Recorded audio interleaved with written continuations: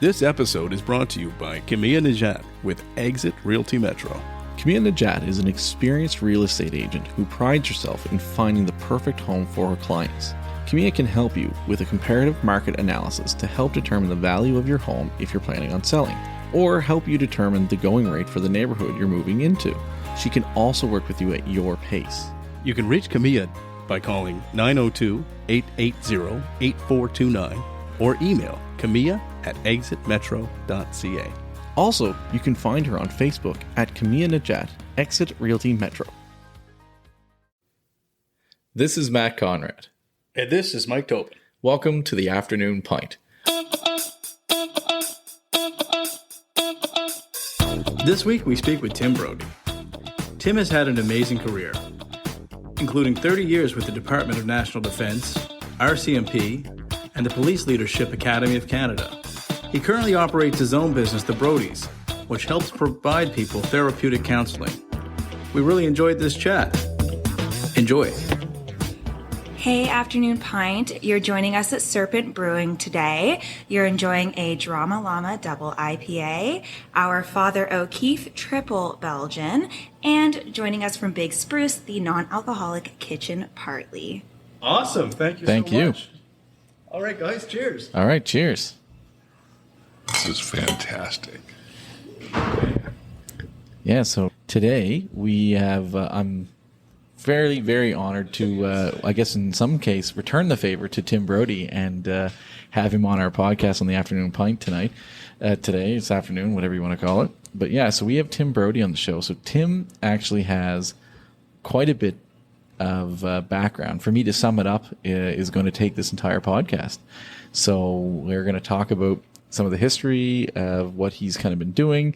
One thing I want to start it off with a certain with a gift that Tim brought with us. We gave him a gift of our new glasses that we have. It's fantastic. Thank you. Thank you. And he also came bearing kind of a coffee mug. But what's really cool is he came with this coin. We may actually end up taking a picture of this and putting it up there so people can see it. But Tim, why don't you explain the coin? You told us the history of it, and this is my third one, so it's really cool that you'll be able to explain this to us. It says PLDA on it. Yes. Police Leadership Development Academy. On the other side, it says appreciation and inclusion. And respect. Oh, yeah. And respect. My thumb was over. That your thumb, yeah. So yeah, Tim, give us the story and the background on this. Well, look, at challenge coins are something that I used to experience back in the military. And in the military, I was in the military for 30 years. And in the military, a challenge coin is something that belongs to an organization or a unit. And in the military, when you join a unit, it's really truly about family. As Simon Sinek says, it's not like family; it's about family. And we know from our experiences in the research that the bonds that get formed in those high-stress environments are stronger, in fact, than the mother and child bond. And so in the military, when you belong to a squadron or a unit and you get a challenge coin, it's the epicenter of pride, your expression of pride for that unit. So if you're in a bar or a military mess, for example, and picture all the guys bellied up to the bar, and they're ordering a drama llama, and one of the guys pulls out his challenge coin and slams it onto the bar. Everyone else should be able to pull out their coin and slam it down as an acknowledgement. Yes, 436 Squadron, for instance, is here. The fellow that can't is the fellow that ends up having to buy the round. And so that was the background from it. Interestingly enough, in my 30-year career, I think I only ever got 2 or 3 coins. They were really, really coveted, and you didn't give them away willy-nilly. After I left the military, I went and worked with the police, and the PLD, the coin that you have, is from one of the businesses that I created, the Police Leadership Development Academy. And we go around, Fonz McNeil and I, and we help folks in the first responder community learn leadership skills. And in the police environment, first responder environment, my gosh, they trade these things like playing cards. They're just Cool. Is it just police, or is it like paramedics? It's paramedics, fire, all front line. Yeah, Cool. Yeah, all front line, and yeah. So it's like trading cards. I think that since I started working in the police environment, I think I have about 30 coins. Wow. Which is 10 times more than I had from my 30-year career in the military. That's yeah. I mean, that's very cool. I mean, I actually managed to have 3, so it'd be pretty cool to actually have 30 someday. I'd probably put those all up and line them all up. But then, of course, if you line them all up and frame them, you're going to be buying a lot of drinks. That's exactly right. How do you carry 30 of these things around? My friend Fonts, he's been all around the world working with different police organizations. In fact, really, really cool story. He was working in the Ukraine. Oh. In the Ukraine, they disbanded all their police and reformed it, trying to get rid of corruption. So he was one of the Canadians that went over to train folks about police organizations.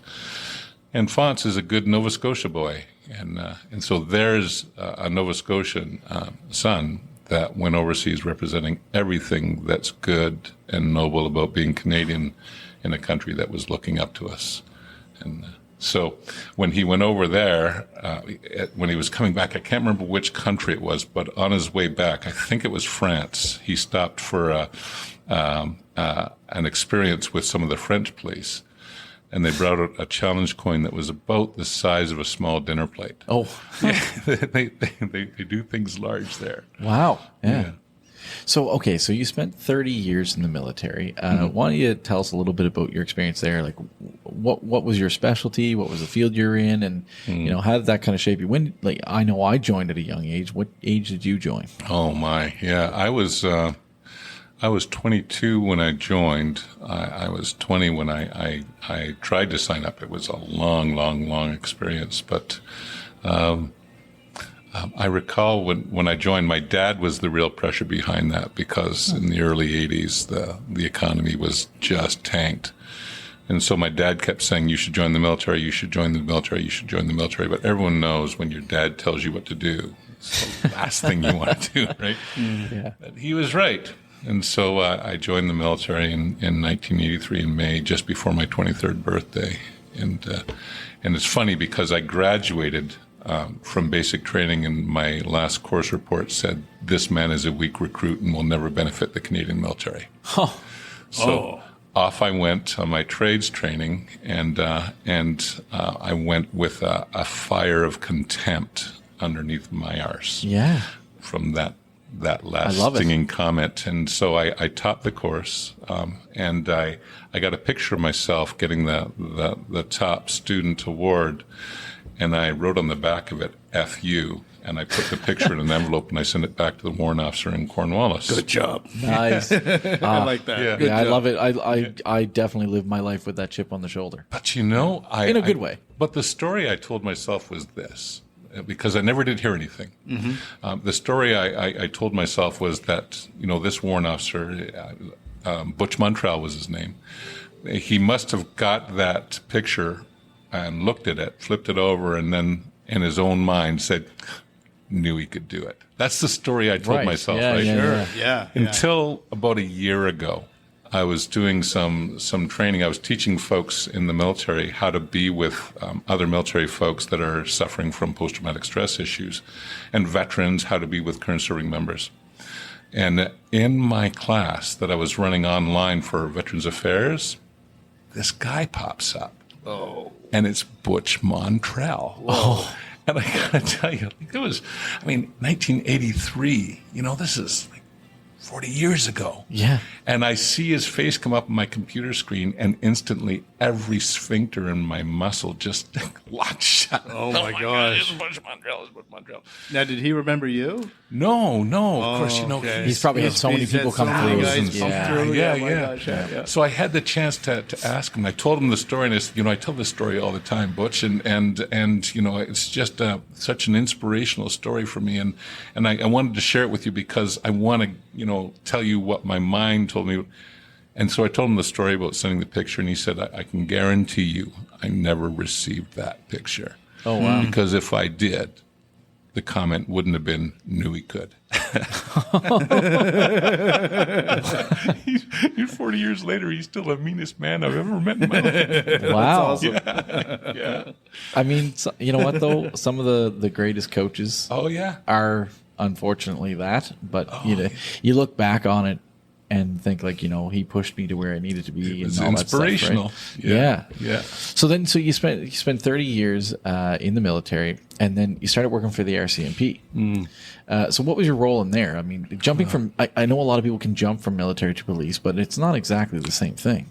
I was stunned. So my last 30-year career, my last 10 years was spent working with teams deploying into Afghanistan. And we created really, really novel approaches to increase effectiveness and efficiencies in high-stress environments. And we ended up decreasing operational stress injuries by introducing collaborative relationship skills. And as a result of all that, I was sent up to Rideau Hall, and I met the Governor General, and they inducted me into the Order of Military Merit. It's kind of Canada's equivalent of knighthood. That was lovely to tell Butch Montrell, hey, the guy who would never benefit the Canadian military. And, part of that process was the notion of, when you talk about pride in your accomplishments. I mean, the greatest moment of pride I had wasn't while I was in Rideau Hall being inducted into the order and seeing my dad in the back of the room with his face filled with pride. That was a really great experience, but that wasn't the best. The best experience was when I was up in Petawawa, and there was a tank commander that had taken our training who came home and said, because of your training, my crew and I are alive today. So there's 4 fewer body bags in Canada because of the relationship skills training that we taught. And so I was medically released from the military. Then the RCMP asked me to come and work with them, ostensibly to replicate some of the successes we had in the military.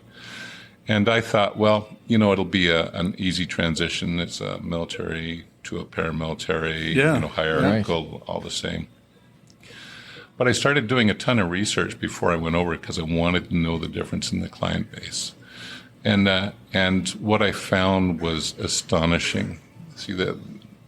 And this took me about a year working inside the RCMP, and it took the Moncton shooting and all those things that I experienced with that team to realize that the military is a training organization that goes operational. So I had a 30-year career. 10 years was spent hyperactive around situations like Afghanistan. Mm-hmm. Right. The police is an operational environment that tries to squeeze in training. Right. It's the polar opposite. Different. Right. So incredibly different, and the operational stresses then that hit are completely different as well. And the other manifest difference is that while we in the military, we went over there to do those hard things that our community wanted us to do, that the police do them right here every day.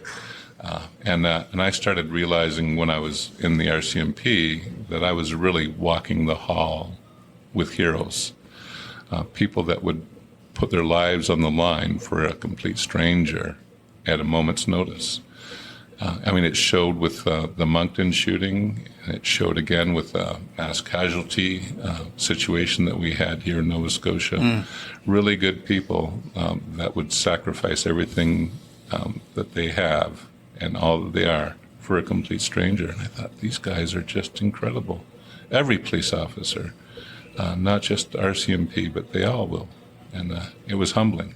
Yeah, that's... and I guess that kind of like can lead into some of the kind of that deeper discussion. I mean, when we first kind of got here, we kind of talked about the whole the idea of defunding the police, and I think we all share the same opinion that was poor branding, I guess. I think so. Because defunding doesn't necessarily mean not giving funding, but you said it really well. Like, police are doing too much, and I know when you and I chatted before, I had political aspirations, and I sure hope you still do.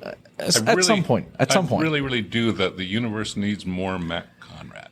I very humbly appreciate that.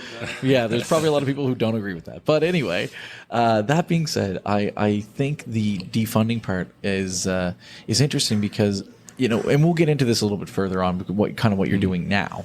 But I think it's either that police either need more training in some of the mental health type situations or how to handle those situations, because a lot of it's trained to fight the bad guy.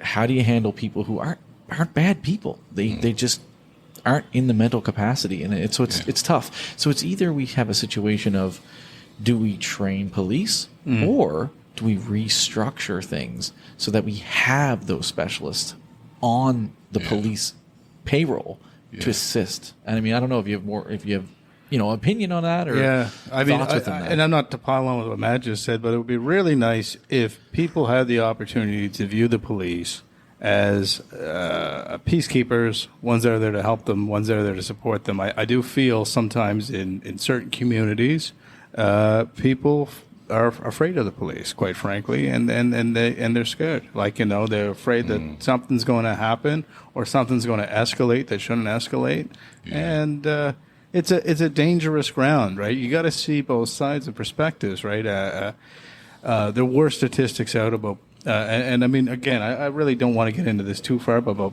about black men or black people being pulled over more proportionally than white people, right? And that's real, right? From the data they collected, and I'm sure that they're doing things to help with that. But yeah, I guess I know I can understand I always try to understand both sides. And I'll tell you, for one, I definitely want police in the world. At the same time, because I'd be very scared in a world without any kind of policing. But at the same time, I can't understand the perspectives of the people that feel like they're left out of the equation and they don't feel as served, or the perspective that they don't feel as served as much as they might feel like a radical injustice, that they might just get in trouble if they get caught, right? And I sympathize with that too, right? Yeah.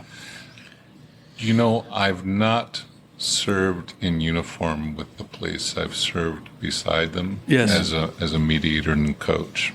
And so I can't tell you about their specific encounters and the nature of the relationship with communities. I think it's a sad testimony or a sad statement when people are feel like they're being judged because of the color of their skin, and a conclusion is predetermined. I think that's horrific and sad. With Fonts and I, Fonts McNeil is the fellow I'm talking about. He's the guy that wrote the McNeil report after the Moncton shooting, and he took the stand defending the need for the RCMP to hasten its training processes and change some of the things that are going on. But he and I have worked with Indigenous communities up in Labrador. And we've seen some of the optics and the determinations that are made about people from that community instinctively, and seen how wrong that is. I mean, Fonz's wife was raised on a reserve out west, and Fonz has a really, really tight bond with the Indigenous community. Good. And we both are saddened by some of the things around that get seen around the black community. But the reality is that one of the really, really big distinctions between a police community and a military community is that the military community is the warrior community. Right. We go off to fight. Right. The police community is the guardian community. And people really need to understand that difference. When I was, for instance, working the Kosovo refugee crisis and bringing the refugees here into Nova Scotia and meeting them firsthand. I'm a dad. I've got 5 kids. And I remember seeing this one little kid whose family had all been killed because of their religion, and no one was willing to claim him. And he had a grievous injury across his face because he'd been hit by the butt of a rifle in the face because he was Muslim. And so I was in my uniform, and he came off the plane, this terrified little boy, and I instantly thought of my own kids. And so I went down on one knee to to embrace him, and he saw my uniform, and he ran screaming the other way. For sure. It was a fellow in uniform who'd done that to him. Yeah. Right. And I used that story when I talked to the police because I said, here's the difference I want you to understand. He's right to do that. Right. Right. Where should he run? He should run towards the police. The police need to be held as the guardians and the place that you run to. So I think that there's a lot of healing and a lot of conversations that we have to have in our communities to rebuild those relationships with the police. They're not bad. They're really, really good. No, and I mean, to double down on what you said earlier, they're not bad people by any stretch of the imagination. I got to work with some RCMP officers as an actor, and I had a ton of fun as helping them through exercise training scenarios, and I was a paid gig, so I took it, and it was a real pleasure. I did it 4 or 5 times, and I mean, if anything, it made me really appreciate these guys a lot more on what they're doing, how much they care. I'm glad you had that experience. And their dedication, right? So, I mean, I'm not trying to take a mark, but I'm trying to say, look, I mean, there's a lot of healing that's there and a lot of hurts that's there, and the segregation, and it's just been for so long, right? And it's just something that just, unfortunately, our media doesn't help. When something happens, it's publicized, and I'd say multiple media channels have multiple views on it, and it becomes the most important story in the nation sometimes. And I mean, to see an active focus on that would be beautiful. And I think it would be part of the healing process, right? And make sure people feel part of that. Yeah. Yeah. No, and that's a good perspective. I think that's an interesting perspective, and also a very good perspective of having that story to be able to tell, to hit home with where, what one person interprets as something to run to is that another person can interpret as something to run away from. Yeah. And I mean, don't get me wrong, it hurt my soul. Of course it did. But the reality is he was right to do that. In the military, we're warriors. Right. And we're not there to make you safe. We're there to enforce a perspective. And that's right. Yeah. As difficult as and there it must seems. be bonding, probably racial boundaries probably eliminate when you have a common enemy or a common objective, I would say, right? Same as like when Will Smith's defending us from aliens, right? Everybody in the movie seems to be together at that point, right? We're all focused on something bigger than us or greater than us. That's right. Yeah.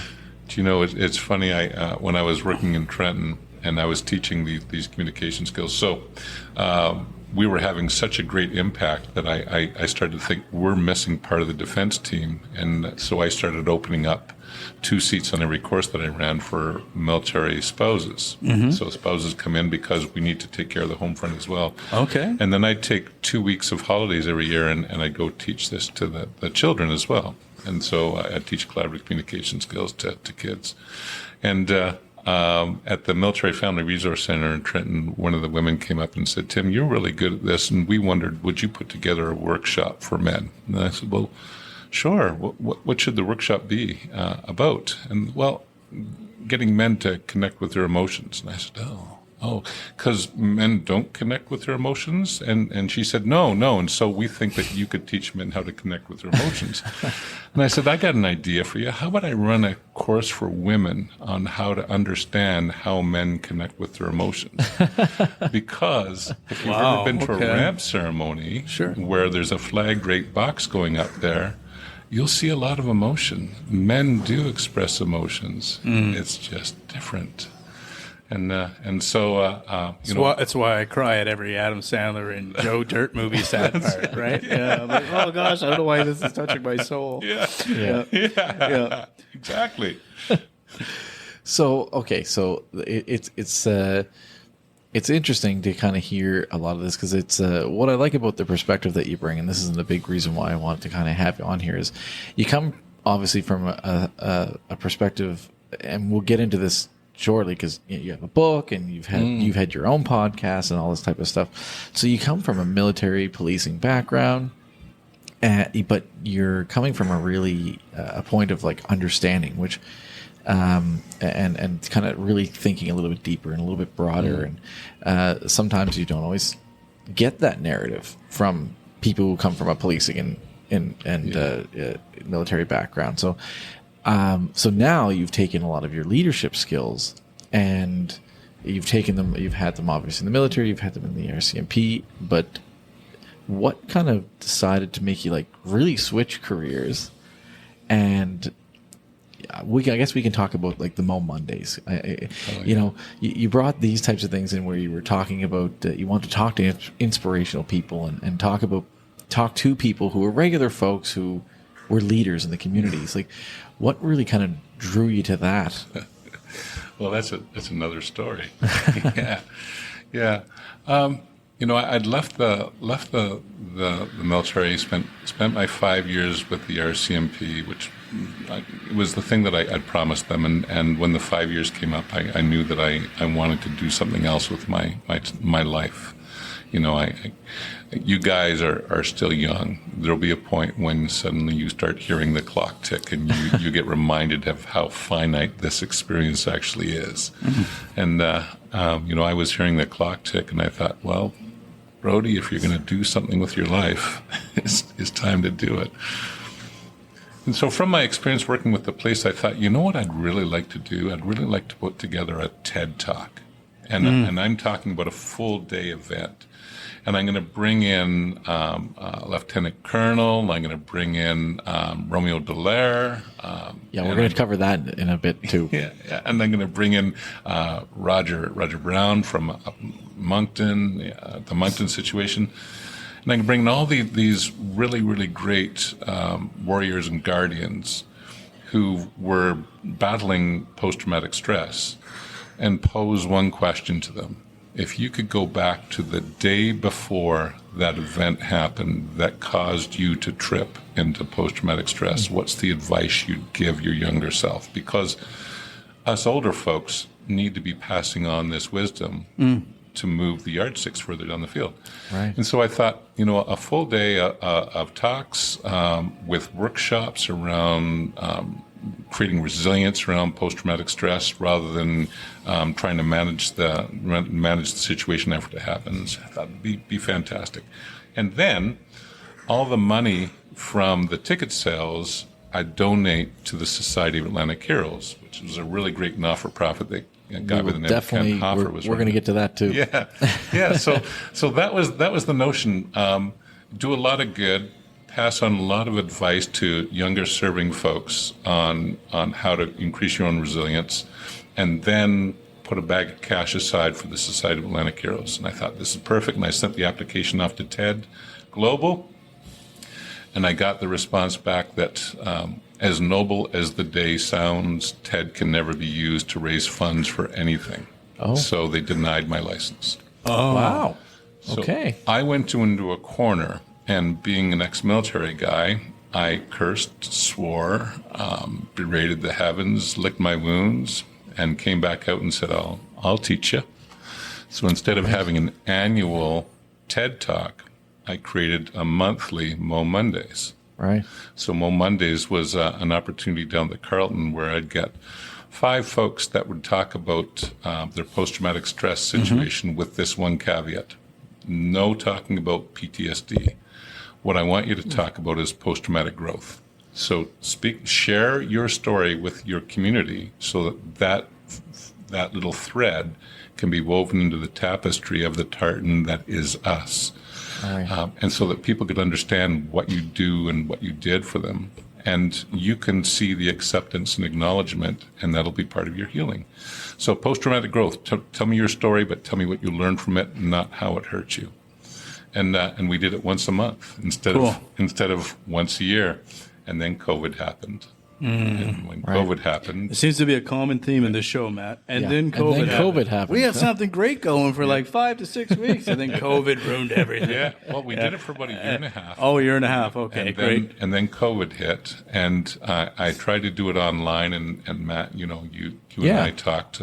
You were part of that. Yeah. And then it eventually just kind of died its own death. Yeah. But that was the Mo Monday story, and I gotta tell you, that was a lot of fun. A lot of fun. For anyone who's never been to the Carleton, what a fantastic place. I mean, this city really is great. Oh, Yeah, It has, it's a great venue. It's a beautiful sandbox. I love Halifax. Yeah. I came back here, moved once, came back because I miss my family and friends, and I don't think I'll leave again. But the Carlton, God love them, never charged us a single cent. Wow. It was just open the doors. What you're doing is the right thing, and we need to do the right thing because you're doing the right Yeah. thing. Wow, good for them. Fantastic. Isn't it fantastic? Yeah. Yeah. Hats off to them for forever and always. Yeah. Really, really great spot. And it's so, and that, I think you're putting a lot of good, whatever you want to call it, good karma out into the world and things like that. When so you get to have interesting conversations with people, but on top of that, kind of you get to motivate and inspire and help people, which is always a big thing for me. Like, handling things with kindness and trying to leave, the universe better off, a little bit better off, And helping people find the good out of their struggle is essentially what you do, right? You're and helping them that find was- the learning That from was the it. from the you pain. know? I mean, the reality is that every single one of us, no one gets out of this unscathed. Right. Every Right. single one of us is going to face adversity. Oh yes. And there's some people that just because the nature of what they volunteered to do on behalf of our community are going to face adversity at an extreme level. Right. And so, can I tell you just a bit of a backgrounder around that? Yeah, please. Sure. Yeah. Love to. So during the Afghanistan campaign, we had Walt Natinjik, who was the chief of defense staff at the time, and he sent out an email to the entire Canadian military, and he said this: here's my question for all of you. Can we bring our folks home better than we're doing right now? And he said, anyone that has an idea, send them up. And so I took on the challenge, and I thought, what's happening to our guys and girls that are going overseas? What's happening to these great warriors? And it occurred to me that I needed to follow that thread. What does it mean to be a warrior? And so when I look back on it and I trace the thread back, it traces back to the Roman Empire. And so the Roman legions, which were the first military unit to use formed military units and strategic formed military plans, they were really successful, and they created this warrior mindset that when you go into battle, you become machine-like. They used false stoicism: push down your emotions, don't let them show. Become a They used what? Sorry. false stoicism. What does that mean? So the Stoics were was a belief system that said embrace emotions and let's use them for the messages that they bring. Okay. The false Stoics said what it means is we actually push down emotions and we don't attend to them. Okay. And so with the Roman legions, they used this false Stoicism approach, and they became machine-like, and it was really effective, and it was terrifying. And they were successful over most of Europe except for Scotland, where our people are from, because the Picts were there and they were crazy bastards. And they took over parts of Asia and parts of North Africa. It was huge. And then when the Roman Empire collapsed, the notion of warrior pervaded, and it was left behind as a legacy. So there's that notion of pushing down emotions, being machine-like, and that's what a warrior meant. And I thought, well, does every culture define a warrior that way? And so I thought, well, let me look around and check out other cultures. Well, I was in Trenton, just down the road from us, were the Mohawk and Tyendinaga. So I thought, well, let's check in with the Mohawk. I said, hey, what's it mean to be a warrior? And they said, not the same as what you think, Tim. In the warrior culture, in our community, when the warriors go out to kill animals or make war, they're not allowed back into their community. They have to light a smoky fire. The community sees the smoky fire and knows the war party's over there. The women and the shaman would go out and sit around the fire, and they'd comb the snakes from their hair. What does it mean to comb the snakes from your hair? Well, it means that you have to talk about every ill situation that you saw. You had to purge it from their soul. They said we had to, when we went to do those hard things, we had to put our heart in a dark place. When we came back, we had to reclaim our tender heart, become the brother, become the lover, become the husband, the father that we were before we left. And so I thought, well, what would it be like if instead of when our military guys landed in Cyprus coming home and they were told the beach is that direction with beer, the psychologist is that direction with beer, you get to choose where you want. What would it have been like instead if as Canadians we truly embraced the founding cultures of this land and said to our guys when they land in Cyprus, when you get there, there's a longhouse and there's a drum beating. You can go to the beach, but you have to go through the longhouse first. You have to comb the snakes from your hair. What would it have been like for Canadian military to have said to the British counterparts and the American counterparts, I'm sorry, this is part of our culture. We have to do this. We'll see you at the beach, but we have to comb the snakes from our hair first. Interesting. Yeah. You know, it just seems to me that we've got French and English as the founding cultures of this country, and we've missed something really important.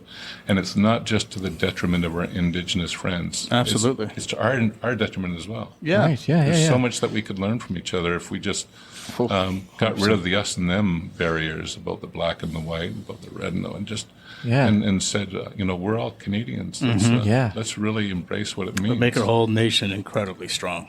Yeah, I think there's Right? something to Yeah, be you said have to- about you have to really, no matter your faith. I think there's something to be said about, you know, embracing that spirituality for healing and stuff Absolutely. like that, right? Like, there's lots of people who are either atheist or agnostic, and there's still some sort of a spiritual healing that they can embrace, and Absolutely. you know, whether it be just meditation or whatever. So yeah, I love that. I think that's definitely something that could be explored, and definitely something that we could, you know, look at as like a mandatory thing. Like, you're coming back from overseas from fighting and being in a situation that's terrible. Let's comb those snakes out, kind of thing, right? Like, let's give you some. You know, time. it's something that's applicable in so many other situations as well. You know, imagine, you know, your kids going through a really, really tough time. I mean, you don't need to fix a sweet, blessed thing for them. All you have to do is help them process the emotion from that experience. Sure. And that's really what was at the essence of Combing the Snakes. It was helping people process the emotion of the experience, not fixing a sweet, blessed thing. Yeah. And isn't that what we should do as community? We should just care about each other and listen to each other's stories, not try to fix anything, but let folks know, if you ever need it, I'm right here. I'll take an end. I'll hear your story. Doesn't matter. I agree. It's a great start. 100%. Yeah, so I guess that's what kind of like, you know, we can lead into a little bit of some of that stuff, because there's still kind of a few things that I want to talk about. But you have a book coming out, and this is also a book that is out, I should say. The book's out? The book's out. Okay, great. So Puzzle Pieces in the Park is what it's called. Helping kids through tough times. Yeah, so obviously, like, this is leading to some of this stuff. So, I mean, give us a little overview of that, and talk about, obviously, I can hear from the way we've journeyed through this conversation even here now what some of this probably relates to. And you know, I know you have the Brodies, and, you know, your book there had... What's the Brodies? So that's his Facebook page, okay.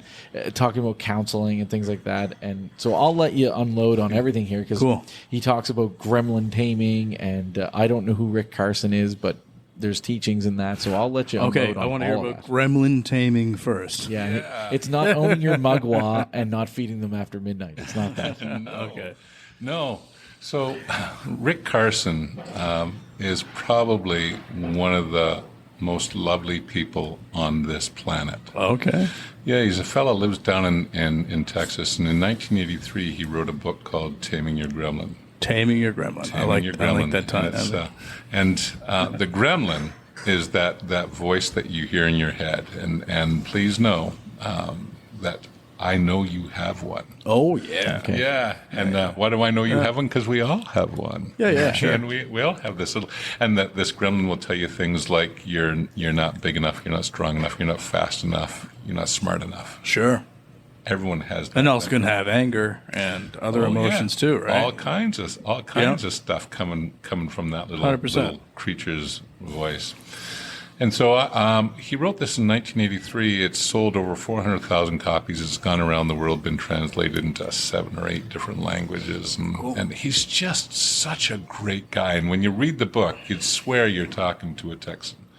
You know, the way that he writes it so you read it slow. Got those Dr. Phil style analogies all in there. Yeah. It's just fantastic.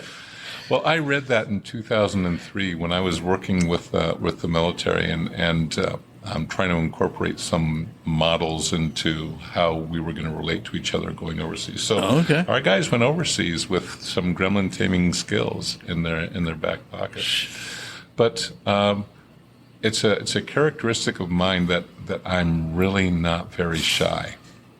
So when I read Rick's book in 2003, I thought, well, I need to talk to this guy. Yeah. And so I got in touch with him. So, 2003. Yeah. So he wrote an 83 win? 83. Yeah. So it was what's 20 years later? after. Okay. Yeah. Wow. Yeah. And so I got in touch with him and said, listen, read your book, really love your book. And he was really generous and kind. He became a mentor of mine. I studied underneath him in the gremlin taming approach. And so during the military, I was a mediator and I was a coach, helping folks go through some difficult times. Okay.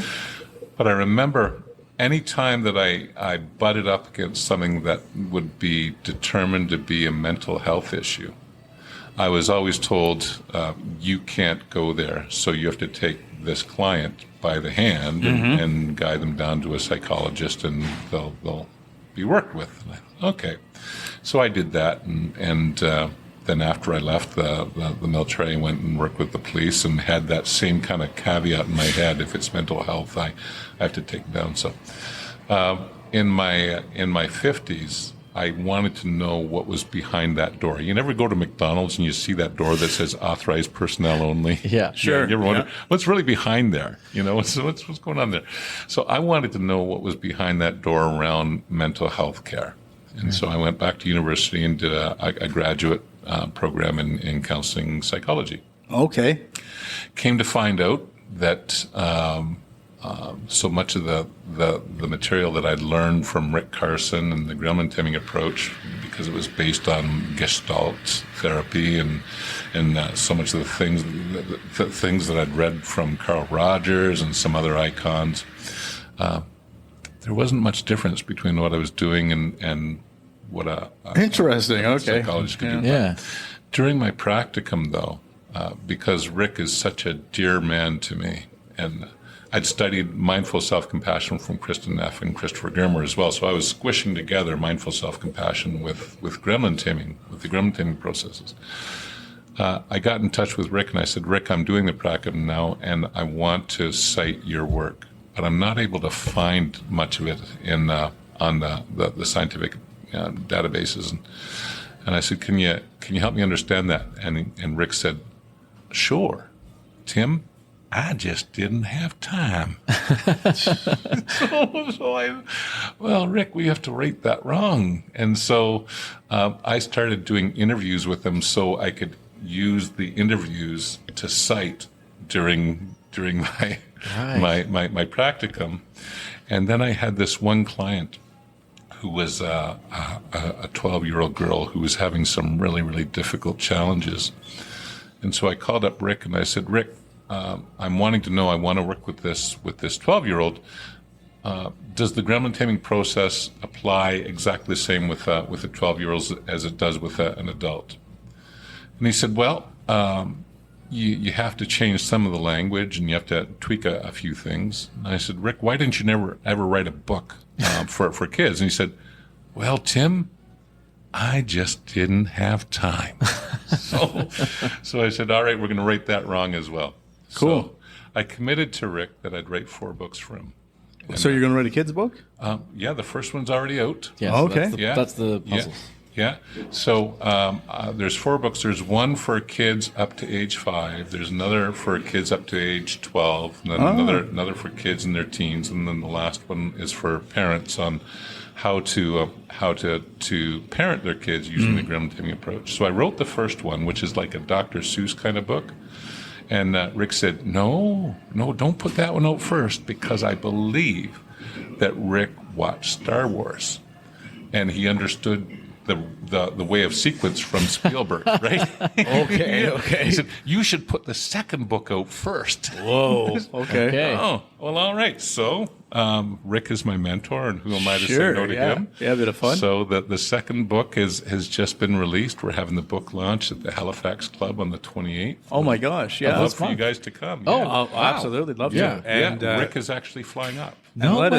us know Yeah. the launch date again. We'll make sure Yeah, we'll put a 28th. link on Fantastic. this on this episode to where you can buy this Yeah. book and Yeah. Fantastic. and link you to Tim as well. So for any Appreciate it. information, yeah, 100%. Appreciate it. But Nancy Reagan is going to host Oh, the nice. night. Cool. Yeah. Dave Carroll's going to come along. He's Oh, going nice. to sing some songs, and great.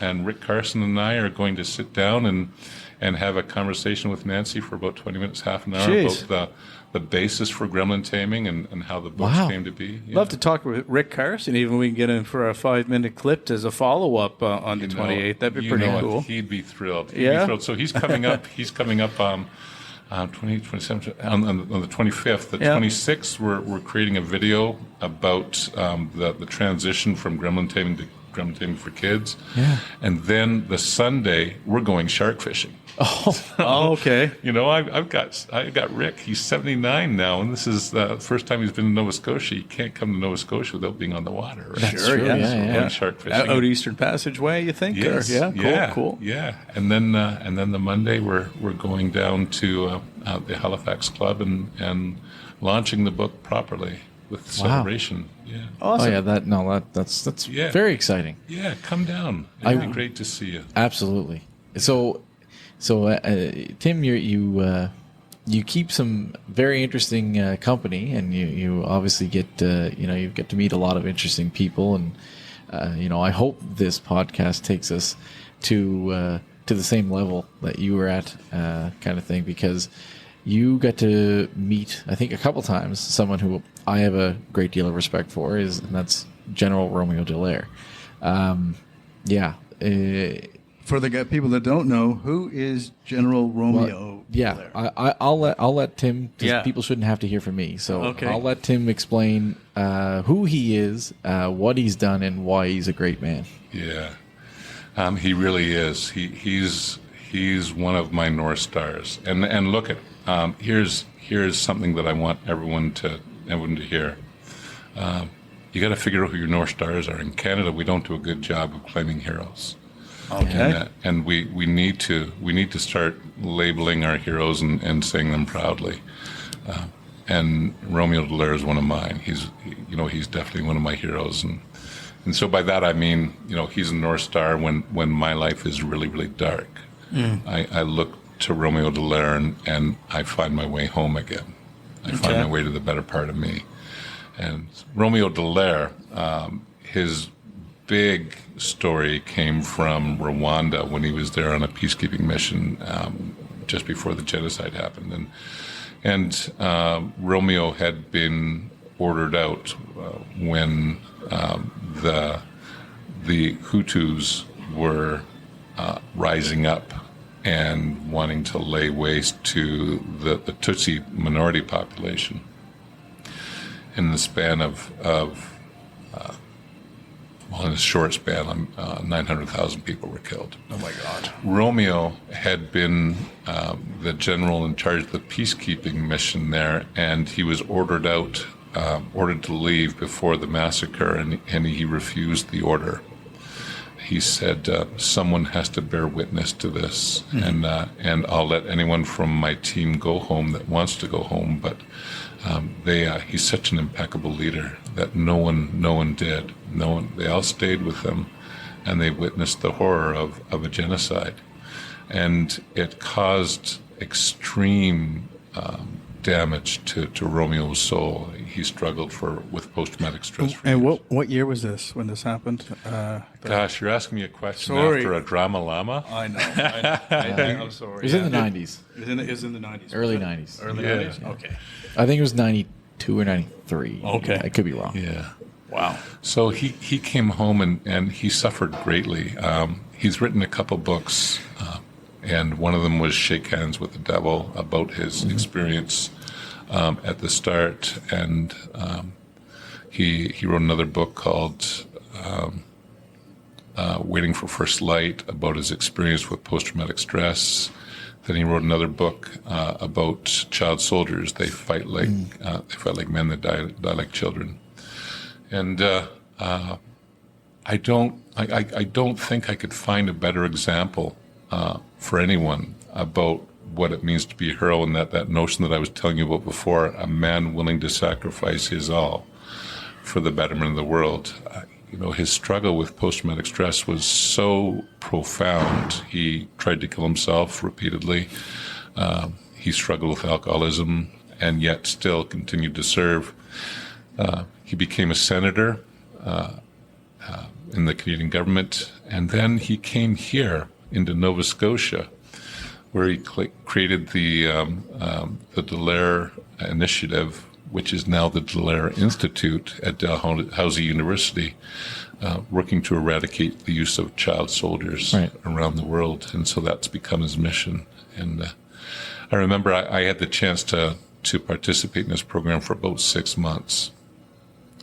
And the very first day that I went, he came in the room, and it was just like, I looked like the girls at the Ed Sullivan Show when the Beatles were on. The hero or North Star, as you put it. Yeah. Yeah. There are very few people that I would actually like to have on this podcast that are my top. If you say, give me a wish list of 5, he's one of them. Oh, cool. Yeah. Well, we'll get him on here. Maybe. I believe. I'd love to. I believe we can. I do bet it. you will. Yeah. I think you we'll will. do it. I Yeah. believe you will.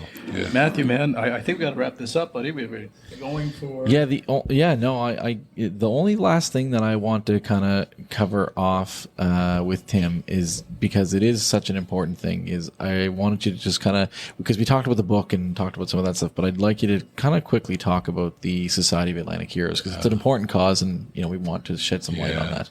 Yeah. Society of Atlantic Heroes was something I volunteered with, and then just before COVID, Ken Hoffer, who was the president, decided that he needed to leave the Society of Atlantic Heroes and move on to other things. And in all sincerity, I didn't want this job. I was really, really, really busy, but it was going to close. Right. And so I said, okay, I'll take it on. And then COVID happened. So Society of Atlantic Heroes, we're a not-for-profit. We have an apartment, a 3-bedroom apartment that's like Ronald McDonald House for veterans, first responders here in Halifax. If they're in the city and their family is attending medical procedures, or we've got a place for them to stay. During COVID, we lost all our donor base, and we nearly had to close, but we're fighting back.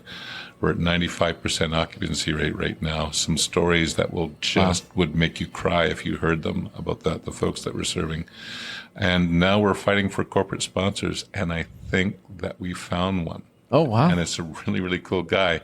It's Humana Animation Studios. Sounds cool. Okay. That's awesome. Right across the harbor from us in Dartmouth. And Adamina, who's my neighbor, he owns the studios, but he also owns this television network called Tunavision, and it's a cartoon network for kids. Okay.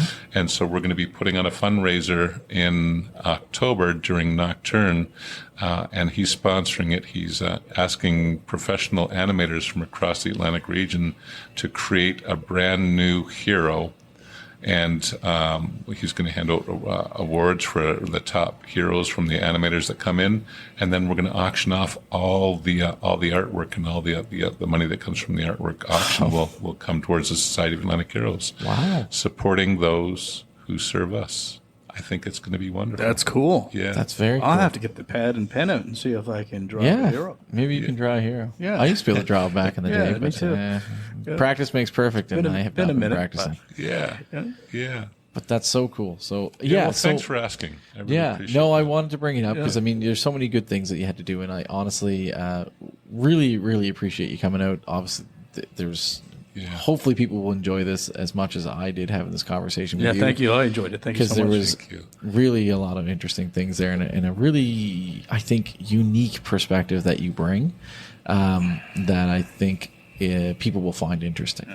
So thank you very much, Tim. Thank you. Yeah. Thank And you so much. thanks for the mugs. Yeah. Thanks for the challenge. Challenge coins. coins. These are cool. Yeah. Yeah. And so I think we can end this off with a cheers. Again, one final cheers. Yeah. Fantastic, guys. Yeah. Thank you. Thank you. Cheers. Thanks for tuning in to this episode of The Afternoon Pint. If you have an idea for the show or would like to be a part of it, email us at afternoonpint@gmail.com.